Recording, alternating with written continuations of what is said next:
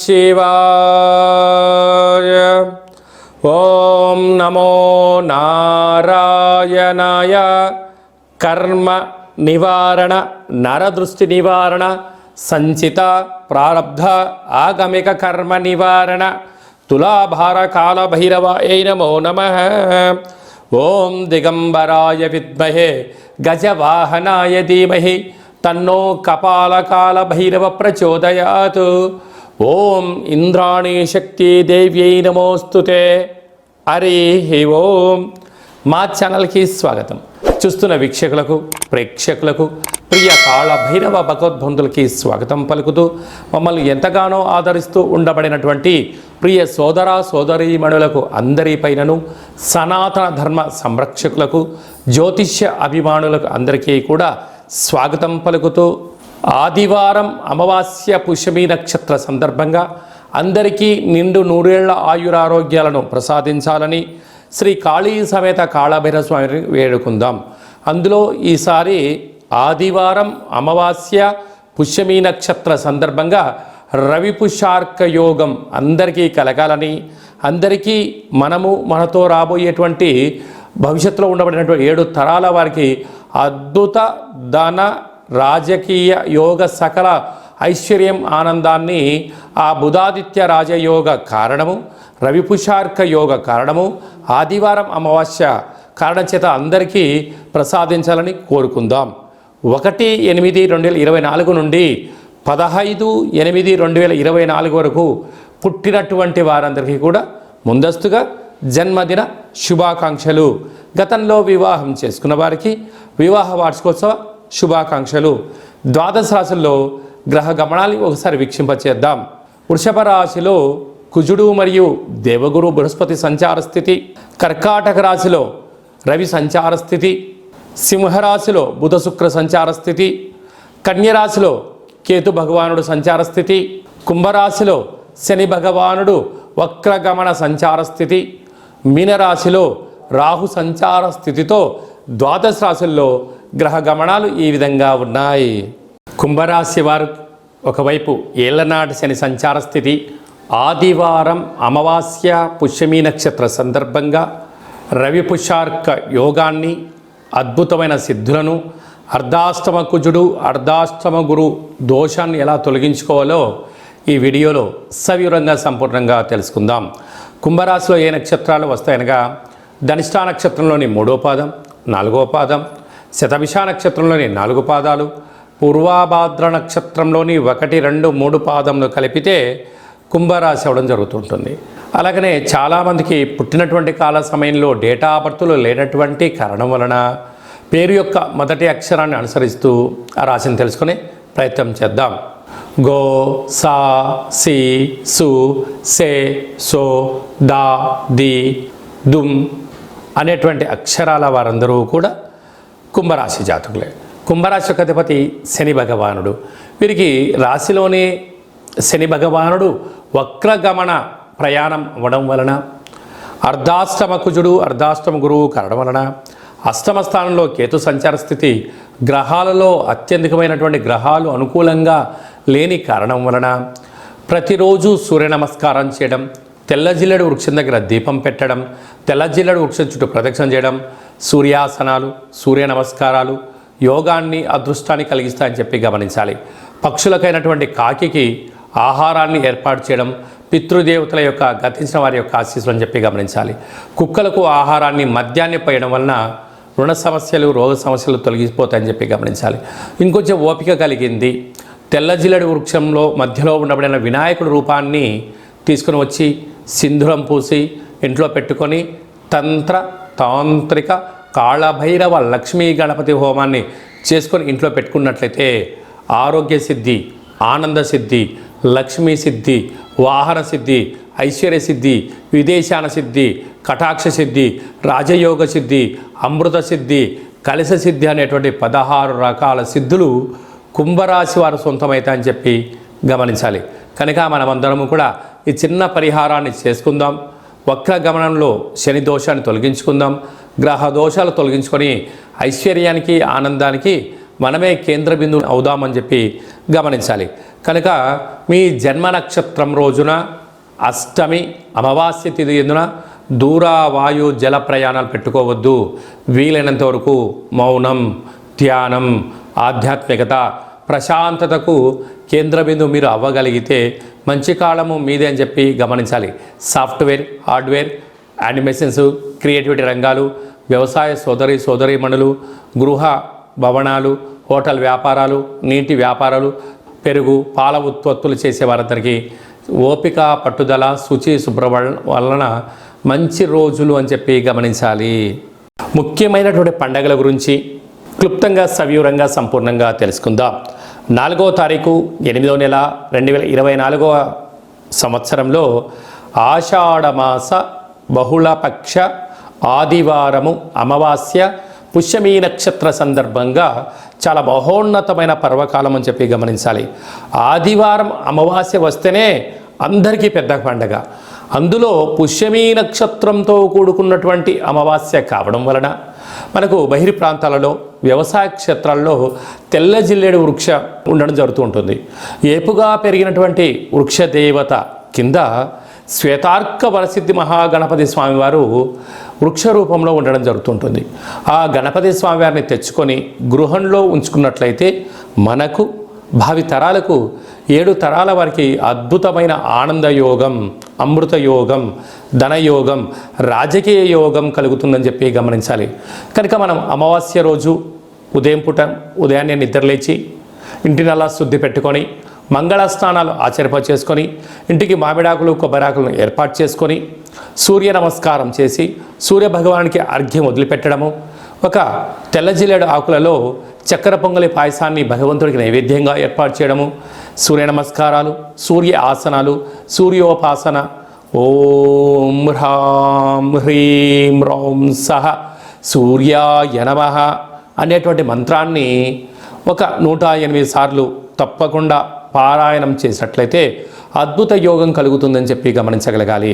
అలాగనే మధ్యాహ్నం పూట గతించినటువంటి పెద్దవారి పేరు పైన నువ్వులు, దర్భలు, నీళ్ళను వదిలిపెట్టడం, పక్షిరాజ వారైనటువంటి కాకిరాజు వారికి ఆహారాన్ని ఏర్పాటు చేయడం, గతించిన వారి పేరు పైన సునకపు మహారాజులకు ఆహారం ఏర్పాటు చేయడం, దేవాలయంలో బ్రాహ్మణుడికి స్వయంపాక దానాన్ని ఏర్పాటు చేయడం వలన గతించినటువంటి వారి యొక్క పితృదేవతల యొక్క ఆశీస్సులు ఉంటాయని చెప్పి గమనించాలి. సాయం సంధ్య కాగానే సాయంత్రం 4:30 నుండి 6 గంటల వరకు రాహుకాల సమయం ఉంటుంది కనుక ఇంట్లో ఒక అష్టదళ పద్మాన్ని వేసుకొని నిమ్మకాయలతో దీపాన్ని వెలిగించడము, విష్ణు సహస్రనామ పారాయణం కానీ లలిత సహస్రనామ పారాయణం చేయడం వలన ఇంటిలో రాహుకాలంలో చేసే పూజ ఫలిత ప్రభావం వలన నరదృష్టి, శత్రు ప్రభావాలు తొలగిపోతాయి. చీకటి పడ్డాక లేకుంటే ఉదయం కానీ ఇంటికి ఒక ఎర్రటి గుమ్మడికాయను దిష్టి తీసి పలగొట్టడం, దారం కలిగిన నిమ్మకాయని కట్ చేసి గడపకు ఇటువైపు అటువైపు పెట్టడం, కార్లను, ఫ్యాక్టరీలను, కర్మాగారాలను శుద్ధి పెట్టుకొని సాంబ్రాణితో ధూపం వేయడం వలన ప్రశాంతత కలుగుతుందని జరుగుతుంది. మిగతా రోజుల్లో 1000 జపం చేస్తే ఎంతటి ఫలితం వస్తుందో ఆ రోజు ఒక్క నామాన్ని స్మరించిన కాళభైరవ అన్న, కాళికామాత అన్న, వెంకటేశ్వర అన్న, ఓం నమశివాయ అన్న అద్భుతమైన ఫలితం కలుగుతుంది అని చెప్పి గమనించాలి. ఆ రోజు చేసే పూజ, ఆ రోజు చేసే దీక్ష, ఆ రోజు ఉండబడిన మౌనము మనకెంతో ఐశ్వర్యాన్ని, ఆనందాన్ని మనకు కలిగిస్తుందని చెప్పి గమనించగలగాలి. అదే కాకుండా ఆ యొక్క అమావాస్యను కాళ అమావాస్య అంటారు. అంటే కాళిదాసు లాంటి వాళ్ళు, బట్టి విక్రమార్కుడు లాంటి వాళ్ళు, శివాజీ చక్రవర్తులు లాంటి వారందరూ కూడా ఇలాంటి రోజులలోనే సాధన చేసి కాళ స్వరూపమైనటువంటి కాళికామాతను, కాళభైరవ స్వామిని ప్రసన్నం చేసుకున్నారని చెప్పి గమనించాలి. అలాగనే మనకు 12వ తారీఖున 13వ తారీఖున శ్రావణమాస శుద్ధాష్టమి సందర్భంగా, కాళ అష్టమి సందర్భంగా కాళభైరవ స్వామి స్మరణ, ధ్యానము యోగదాయకం అని చెప్పి గమనించాలి. మన యొక్క దేవాలయంలో 4 శనివారాలు, 4 మంగళవారాలు, శుద్ధాష్టమి, పూర్ణిమ, బహుళాష్టమి, అమావాస్య సందర్భంగా నిత్యము కాళభైరవ హోమం జరుగుతూ ఉంటుంది. కనుక దేవాలయంలో అర్చన, అభిషేకాదులు, కాళభైరవ స్వామి యొక్క ముడుపు, కాళభైరవ స్వామి వారి యొక్క కూష్మాండ దీపము పెట్టడం జరుగుతుంటుంది. హోమంలో పాల్గొనడం వలన సకల అష్ట కష్టాలు తొలగిపోతాయి. కాలము అనగానే కాళభైరవుడి యొక్క చేతిలో ఉంటుంది. అందుకే కాళాష్టమి, కాళ అమావాస్య రోజున భైరవ స్వామి యొక్క స్మరణ, ధ్యానము, పూజ ఐశ్వర్యాన్ని, ఆనందాన్ని కట్టబెడుతుందని చెప్పి గమనించాలి. గృహంలో ఉండబడిన నరదృష్టి తొలగిపోతుంది. వ్యాపారాల్లో ఉండబడినటువంటి ఆటంకాలు తొలగిపోతాయి. విపరీతమైనటువంటి జనాకర్షణ, ధనాకర్షణ కలుగుతుందని చెప్పి గమనించాలి. ఆసక్తి కలిగితే ఇంట్లో చేసుకోండి.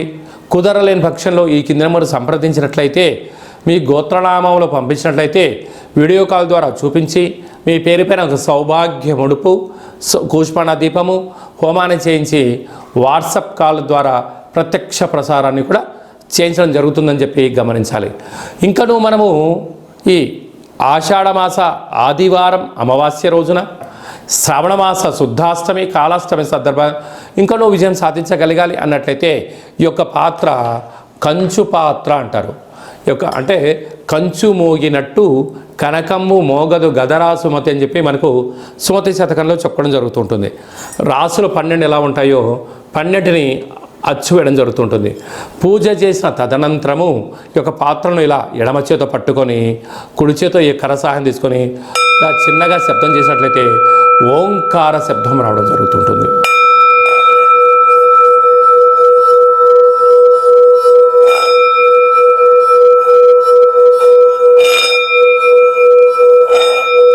ఈ ఒక ఓంకార శబ్దం ధ్వని వలన మానవుని యొక్క శరీరంలో చక్రాలు వికసింపచేయడం, ఇంట్లో ఉండబడినటువంటి దరిద్ర దేవత బయటికి వెళ్ళడం, గ్రామంలో సంచరించేటువంటి మహాలక్ష్మి దేవత గళ్ళు గళ్ళుమంటూ మన ఇంటికి రావడం, మన ఇంట్లో అమ్మవారు కూర్చోవడం వలన సకల ఐశ్వర్యానికి, సకల ఆనందానికి అపార కుబేర సంపన్నులు అవుతారని చెప్పి గమనించాలి. ఈ యొక్క కాళభైరవ స్వామి అక్షయ పాత్ర మరియు మీకు ఒక కాళభైరవ స్వామి ఒక పిరమిడు, డాలరు, కంకణము, కాళభైరవ హోమం చేయించడం జరుగుతుంది. మీకు వాట్సాప్ కాల్ ద్వారా ప్రత్యక్ష ప్రసారాన్ని కూడా చూపించడం జరుగుతుంది. ఆసక్తి గలవారు ఈ కింద నెంబర్ సంప్రదించి ఆ అక్షయ పాత్రను ఇంట్లో ఉంచుకోవడం వలన అద్భుతమైన ఆనందం, ఆరోగ్యం మీ సొంతం అవుతుందని చెప్పి గమనించాలి. అలాగనే మీ వ్యక్తిగత జాతకం తెలుసుకోవాలనుకుంటున్నారా? మీ పుట్టినటువంటి కాల సమయంలో మీకు తల్లిదండ్రులు పెట్టిన పేరు, డేటు, నెల, సంవత్సరం, సమయం వ్రాసి పంపించినట్లయితే 100 సంవత్సరాల జాతకాన్ని వ్రాసి సవివరంగా పంపించడం జరుగుతుంది. మీరు పుట్టినప్పుడు గ్రహ గమనాలు ఎలా ఉన్నాయి, ప్రస్తుతం ఎలా ఉంటున్నాయి, రాబోయే కాలంలో ఎలా ఉండబోతున్నాయో సవివరంగా సంపూర్ణంగా తెలియజేయడం జరుగుతుంటుంది. అలాగనే చాలామందికి పుట్టినటువంటి కాల సమయంలో డేటా బర్త్లు లేనటువంటి వారందరికీ మీ పేరు యొక్క మొదటి అక్షరాన్ని అనుసరిస్తూ రాసి తెలియచేస్తూ ప్రస్తుత కాలమాన ప్రకారంగా గ్రహ గమనాలు ఎలా ఉన్నాయి, భవిష్యత్తులో ఎలా ఉండబోతున్నాయో అనేటువంటి విషయాన్ని తెలియచేస్తూ రమణ శాస్త్రం ద్వారా అనగా గవ్వల ద్వారా భూత, భవిష్యత్, వర్తమానాన్ని తెలియజేయడం జరుగుతుంది గవ్వల ద్వారా. కనుక డేటా బర్త్లు లేనటువంటి వారికి గవ్వల ద్వారా జ్యోతిష్యాన్ని చెప్పడం జరుగుతుంది. కనుక మన వ్యక్తిగత జాతకాన్ని తెలుసుకుందాం, గ్రహాలలో ఉండబడిన దోషాలను తెలుసుకుందాం, తినేటువంటి ఆహారాల్లో, వేసుకునే వస్త్రాల్లో, చేసే పనుల్లో స్వల్పమైన మార్పులు చేసుకుందాం. అద్భుతమైన, ఆనందకరమైన, ఆరోగ్యకరమైన, కుబేర సంపన్నమైన జీవితానికి స్వాగతం పలుకుతాం. కనుక ఆసక్తి గలవారు ఈ కింద సంప్రదించి అపాయింట్మెంట్ తీసుకొని సంప్రదించగలరు. అలాగనే మీ అబ్బాయికి కానీ అమ్మాయికి కానీ ఎంత ప్రయత్నం చేసినా వివాహం అవ్వడం లేదా? ఎందుకు వివాహం అవ్వడం లేదు? జాతకంలో ఎలాంటి దోషాలు ఉన్నాయి, వివాహం ఎప్పుడవుతుంది, ఎలాంటి అబ్బాయితో అమ్మాయితో కలపడం వలన వీరి యొక్క గణగుణాలు బాగుంటాయో తెలుసుకోవడం జరుగుతుంటుంది. కనుక జాతకాన్ని తెలుసుకుందాం, మంచి వివాహ సంబంధం తెచ్చుకుందాం, భావితరాల్లో మంచి ఆనందకరం జీవితం పొందుదాం. కనుక వచ్చేటువంటి జాతకాన్ని వధూవరుల యొక్క పాదాలు, గుణాలు, సంతాన యోగము, అలాగే విదేశీయాన యోగము, ఎలాంటి యోగాలు ఉన్నాయో కూడా తెలుసుకుందాం.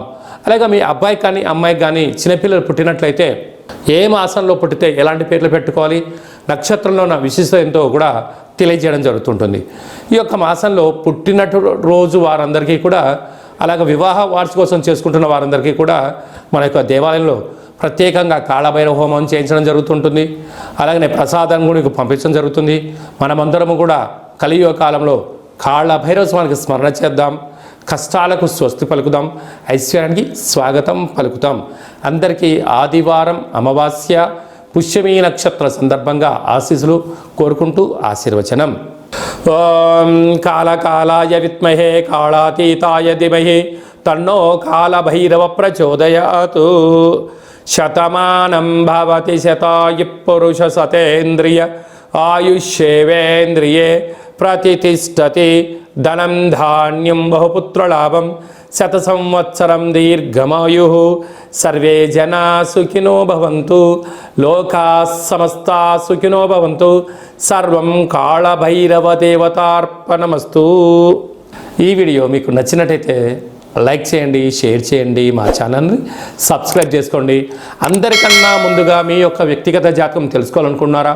అందరికన్నా అదృష్టాన్ని, ఐశ్వర్యాన్ని తెచ్చేటువంటి విషయాలు తెలుసుకోవాలనుకుంటున్నారా అన్నట్లయితే గంట సింబల్ ప్రెస్ చేయండి. ఆల్ అనే బటన్ తెలియచేసి మీరు ఎవరి క్షేమాన్ని కోరుకుంటున్నారో, మీ క్షేమాన్ని ఎవరైతే కోరుకుంటున్నారో ఈ ఆధ్యాత్మికమైన సమాచారాన్ని చేరవేసి భగవంతుడి యొక్క ఆశీస్సులు పొందగలరు.